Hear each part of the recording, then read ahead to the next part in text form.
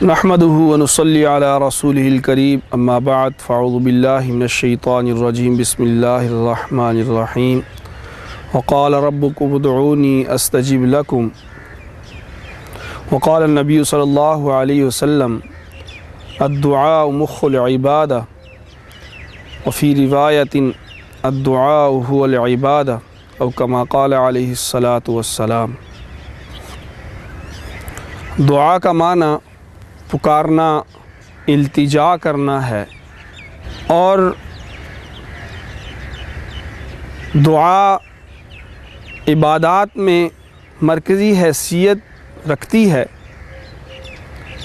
نبی کریم صلی اللہ علیہ وسلم نے دعا کے بارے میں ارشاد فرمایا کہ دعا عبادت کا نچوڑ مغز ہے، اور دوسری جگہ ارشاد فرمایا دعا حقیقت میں ہی عبادت ہے، اور عبادت سے مقصود اللہ تعالیٰ کے سامنے اپنی عاجزی، تضرع، تواضع اور اپنی کمائیگی کا اظہار کرنا ہے۔ دعا کے اندر بھی انسان اللہ تعالیٰ کے سامنے اپنے آپ کو مٹا دیتا ہے، اپنے آپ کو محتاج ظاہر کرتا ہے، اور اس چیز کا بازبان حال اور قال یہ اظہار کرتا ہے کہ میری تمام ضروریات، میری تمام حاجات، میری تمام مشکلات کا حل اسی ذات کے پاس ہے جس کی بارگاہ میں میں ہاتھ کھڑے کر کے بیٹھا ہوں۔ دعا مومن کا ہتھیار ہے۔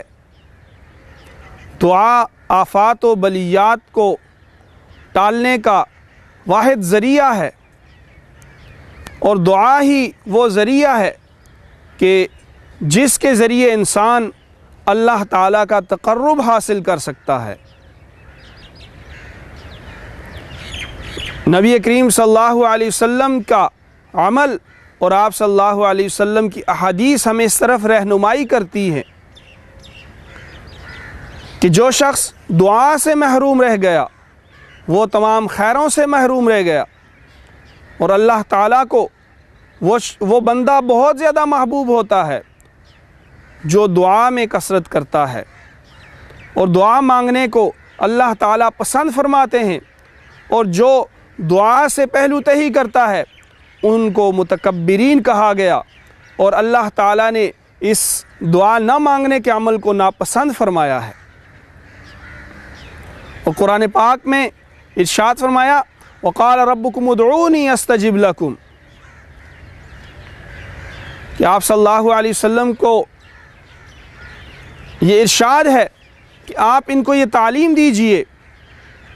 کہ جب تم اپنے رب کو پکارو گے تو اللہ تعالیٰ تمہاری اس پکار پہ لبیک فرمائیں گے،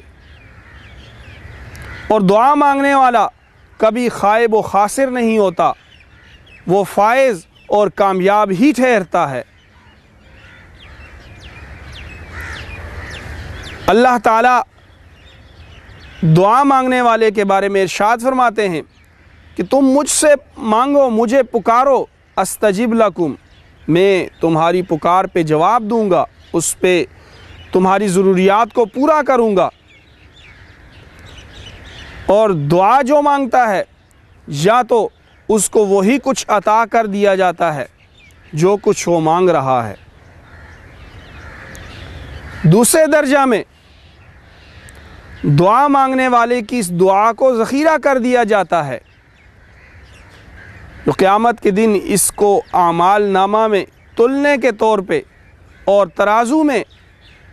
ان دعاؤں کو رکھ دیا جائے گا۔ اور تیسری صورت اس کی یہ ہوتی ہے کہ آنے والی آفات و بلیات کو اللہ تعالیٰ اسی انداز میں ٹال دیتے ہیں جس انداز میں یہ دعا کر رہا ہے، اور قیامت کے دن انسان یہ آرزو کرے گا کہ کاش دنیا میں نے جتنی دعائیں مانگی تھیں ان میں کوئی بھی قبول نہ ہوتی، آج وہ ساری کی ساری ذخیرہ ہو کر میرے اعمال میں تلتی۔ دعا اللہ تعالیٰ کی طرف سے ایک بہت بڑا انعام ہے، اور جو شخص دعا کا اہتمام کرتا ہے اس کو وہی کچھ عطا کر دیا جاتا ہے، مگر کچھ شرائط، کچھ آداب اگر ان کا لحاظ رکھ لیا جائے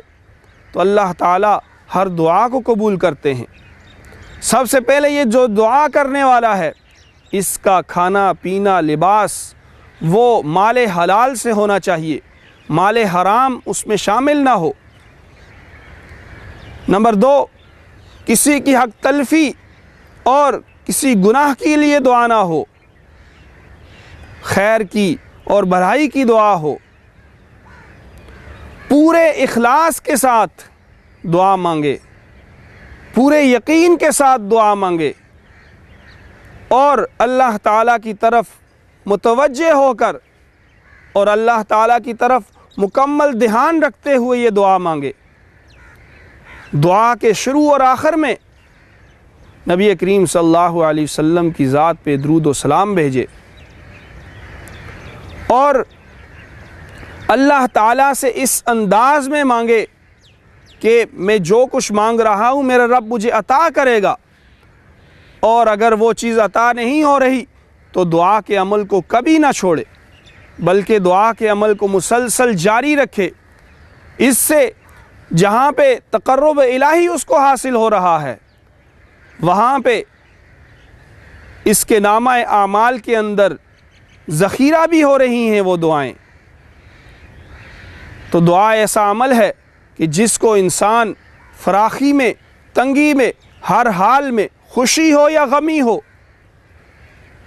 حالات اچھے ہیں یا برے ہیں، تمام کے تمام صورتوں کے اندر اس عمل کو جاری رکھیں، اللہ تعالیٰ کا تقرب بھی حاصل ہوگا، اللہ تعالیٰ اپنی نعمتیں بھی عطا کریں گے اور اللہ تعالیٰ آفات و بلیات سے بھی بچائیں گے، اور آخرت میں نامہ اعمال کی بڑھوتری اور اس کے اندر زیادتی کا ذریعہ بھی بنے گا۔ اللہ پاک ہم سب کو عمل کرنے کی توفیق عطا فرمائے۔ وآخر دعوانا ان الحمد للہ رب العالمین۔